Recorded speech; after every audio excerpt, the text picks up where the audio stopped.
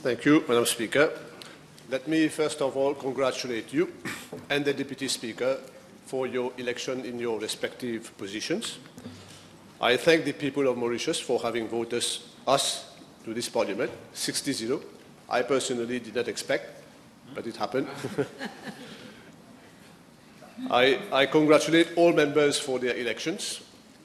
With each passing session, we discover many new and young talents, and that can only be good.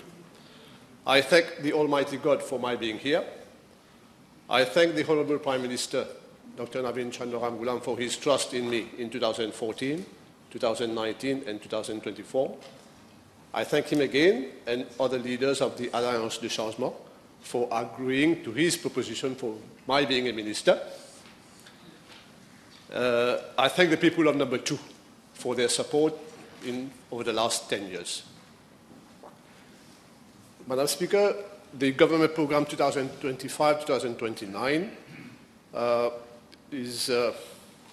stems from the manifesto of the Alliance de Changement, for which myself and the Honourable Ajay Ganesh were tasked to co-chair its preparation.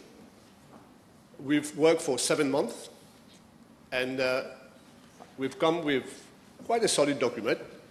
And initially, we were meeting at my place in Iben, and then when the group became larger, I had to thank all members who have participated and all people who have contributed. We had to move to my friend's house, Dr. Arvind Sunaran in Iben, where almost all the meetings were conducted. So the people who contributed in one way or the other will recognize themselves, and I thank them for their contribution.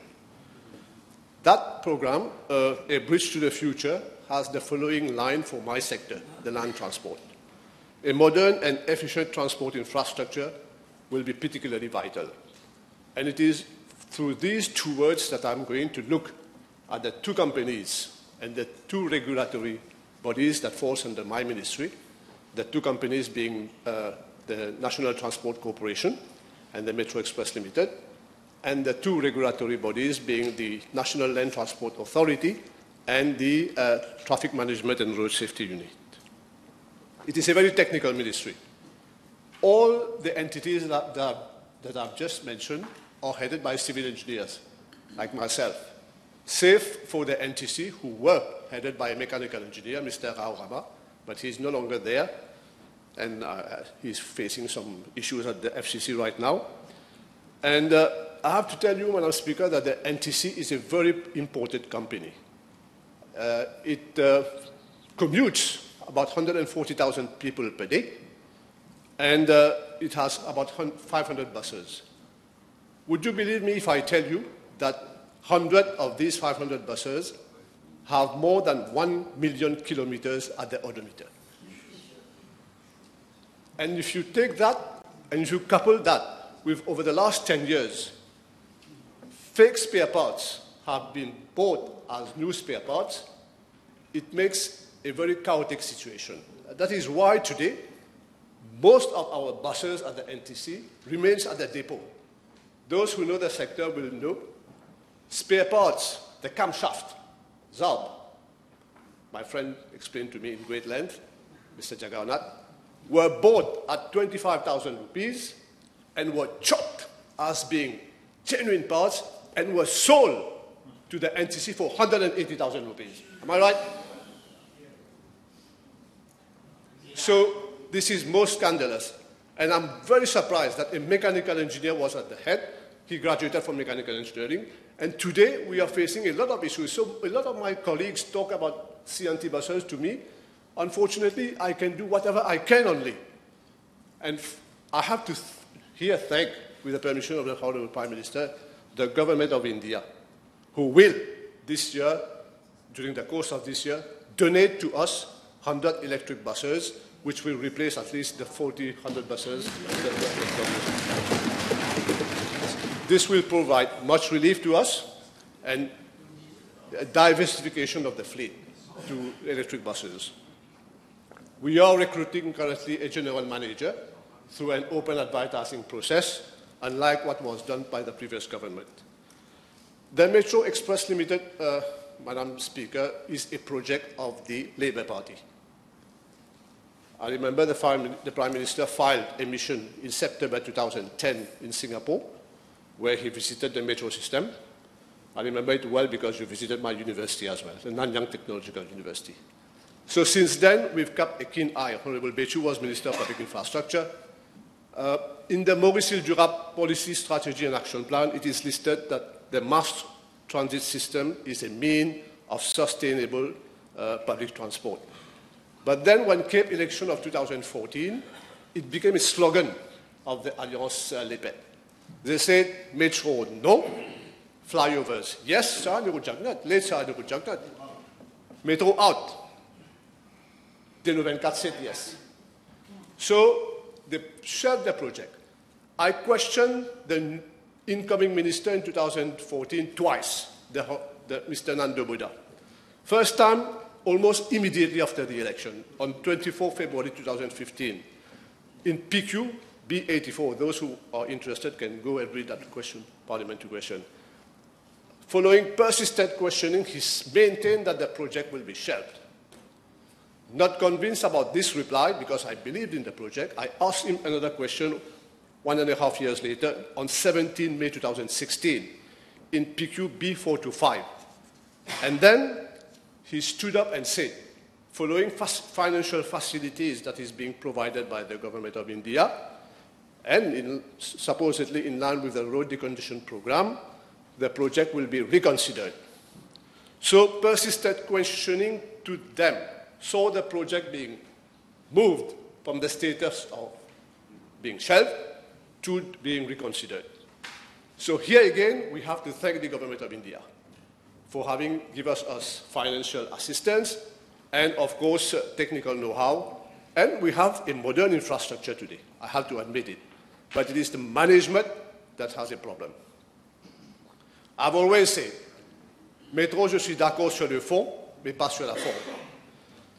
The former CEO, Mr. Das Mutana, he left your job in the country in 2024. I'm told that he's an expert in risk assessment.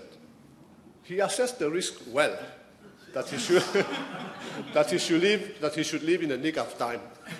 But there are basic risks that he did not assess. Let me give 3 of them. Let me list down 3 of them. The first one is by moving the metro line from overhead to ground level. We have had 2 kinds of problems, 2 of the 3. The first one is flooding. The flooding in Saint-Jean is due to the metro. This is undeniable. Same goes for Cité-Richieu. And the cemetery as well. And the Place d'Armes in Portruis. Undeniable. It is a fact and it is undeniable. Those who have watched the Metro Leaks will know what I'm talking about. The traffic jam in Vakwa, the Honorable Gavin Grover always talked to me about traffic jam in Vakwa, is because the acceleration range from Vakwa leading to Phoenix is too short. It's only 60 meters instead of 300 meters. Why? Because of the metro line. So the cars do not have enough space, distance for them to accelerate to the cruising speed on the motorway. It's as simple as that. And the poor design system of the Metro Express. In which country have anyone seen someone goes into a metro station and there in front of the door of the metro station, he decides whether he wants to pay or not? Only in Mauritius. So, and not me. It is the staff that they've been employing themselves who tells me that 4,000 to 5,000 people do not pay their ticket. Massive fare evasion. And when I took office, I said this has to stop. Because we have a modern infrastructure, we cannot allow people not to pay. And then now you see on social media the amount of revolt and being physical as well to the inspectors and the guards, because when they don't pay, I ask them to check whether they are paying, and this is what we get. But then it is some teething problem. It will fall in place in due course, because we have to reduce this fare massive evasion. So Metro, as we know, has a yearly deficit of 300 million rupees, and having people to pay will go a long way in reducing that deficit. You will surely concur. So a lot of things are being done to reduce that deficit. Well, I shall come up to the House in due course to explain what is it that we are doing. The first regulatory body that comes under me is a National Land Transport Authority. It is a very important revenue collection department. It is responsible for all vehicles on our roads. And we have quite a number of them these days, I must tell you. Last year, it went to 710,065. A record 34,000 of 164 vehicles were purchased last year, representing 5.05% increase in the fleet. This is almost a current trend. So today, we have to ask the question whether this is sustainable or not. Well, because of this, there's a lot of problems. Traffic jam is one of them. I said in an interview the other day that the Sarge Bridge is the cause of traffic jam at the entrance of Port Louis. I did not plug this from my head. I had asked the drone to be flown, and you can see in the morning at peak time, bumper-to-bumper traffic coming from the west onto the motorway. So where does this go? It goes into the motorway and it causes a traffic jam. It may be a good facility for the people living in the West Coast, but a man has to say what a man has to say. It causes traffic jam at the entrance of Port Louis. A woman as well, Madam. I saw your reaction. We have to say what we have to say. So your reaction puzzles me a little bit. It's okay.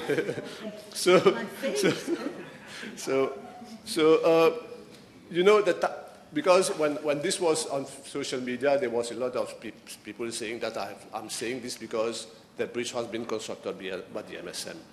But it is a fact, and it is undeniable. So an LTA is also responsible for taxis, public service vehicle, road service licenses, carriers licenses, contract car licenses, and we see very long queues.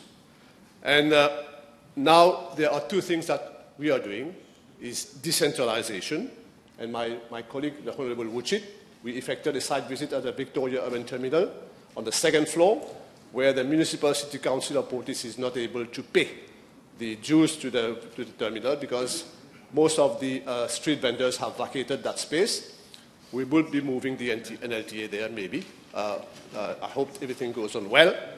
And we are going for big-time computerization because without this, my friend, the Honorable Ram Tuhal knows what I'm talking about. An LTA desperately needs computerization because of the amount of services that it offers. There are 3 fitness centers, and an LTA is responsible for the payment of some 2.5 billion rupees of subsidies and allowances to bus companies. And I have mentioned it before in reply to a question from the Honorable Ramdas, that there is big-time abuse in the system, and we are going for the fleet management system in order to make sure that the 2,000 buses island-wide who are responsible to commute some 465,000 passengers daily, they work for their money, they give the service, but then, like I said also in Parliament, there are challenges being faced by the sector. And I said it the other day, drivers, not for the NTC, but for other bus companies, there are a lot of people to recruit drivers. And my friend, Mr. Resautim, and we discussed it also, we need to have to resort to perhaps foreign workers more and more for driving purposes. And I have to tell them, because there has been a lot of question, we are working on the 14-month bonus for the big companies as well. The Traffic Management and Road Safety Unit is responsible for traffic management and road safety. Thank you. The Prime Minister chaired the task force for Mahashivratri. Taking the lead from what he said, we amended the law, the Road Traffic Act, which falls under my ministry, to limit the size of object structures during procession for the Kanwar, for the Gund, and for the radon, chariot radon. And I had even had sketches drawn in order to facilitate devotees. There might have been some teething problem this year, but I'm sure next year it will be even smoother. But fortunately, no casualties this year when we compare to what we have the last previous 2 years. So the reckless driver from D'Épinay is an isolated case. Je sympathise avec les victimes de la famille. The Prime Minister has mentioned about vehicle impoundment for those consuming alcohol and drug, and even having drugs in the cars. I think this is a good proposition. It will align Mauritius with best international practices, and it will significantly improve road safety going forward. Of course, they will entail revisiting the Road Traffic Act, and we will do it. I have to say that half of the 710,000 vehicles that I've mentioned earlier are motorcycles. And you know, in France, I met the Minister of Land Transport of France last week in Marrakesh. He tells me that 1 in 5 deaths on the roads there is a young who is under the influence of drug. And in Mauritius, we have this tendency as well, unfortunately. And you know, Madam Speaker, a speeding automobile. Let me go further. An intoxicated driver, a fatigued driver, and even intoxicated pedestrians. Pedestrian crossing road while wearing headphones. Worn brakes. Motorcyclists not wearing proper helmets or reflective jackets. When they collide on the road, should we call this a road accident? Or should we call it an act of voluntary negligence? There is a lot of debate going on at the international level on this, and they call it not road accident, but road crashes. And this is what was discussed in Marrakesh last week, where I was, for the 4th Interim Ministerial Conference on Road Safety. I have to thank the Deputy Prime Minister. During my absence, he took the lead and talked to my officers about the Takata, which is a brand of airbags, and we are looking into it now. There is a worldwide recall campaign on this. We are looking into it. You know, the 4th Interministerial Conference on Road Safety, this year's title was Commit to Life, because there are 1.2 million people who lose life daily on the roads worldwide. I had a working session with Mr. Jean Todt, who is the UN Secretary General's envoy on road safety. I even invited him to be in Mauritius for the Road Safety Week in May. Notwithstanding his international commitment, he has agreed to consider. And him coming here will give us a modern outlook on the issues of road safety. Just to tell you, I'm told there are 2 minutes, there are a lot of things to be said. We are 1.9, according to his book, which is titled The Silent Pandemic on the Road. 9.7 people in Mauritius loses life out of 100,000 every year. In Korea, it is 42.7. In Singapore, it is 1.9. We have a long way to go to be like Singapore. A country which has the system de permis aqua in the 1990s, the Honorable Result team will recall we were there at the material time together, and it has worked. So it has stood the test of time, and we will implement the same mechanism again, which the MSM government did away with in 2014 as an electoral promise. I said it before, road safety was an electoral promise for the MSM government. So there are a lot of propositions, because time, and the graduated licensing scheme will be a modern way to look at it as well for more road safety. And there will be more sessions. Like Arnold Schwarzenegger says, I will be back. Thank you.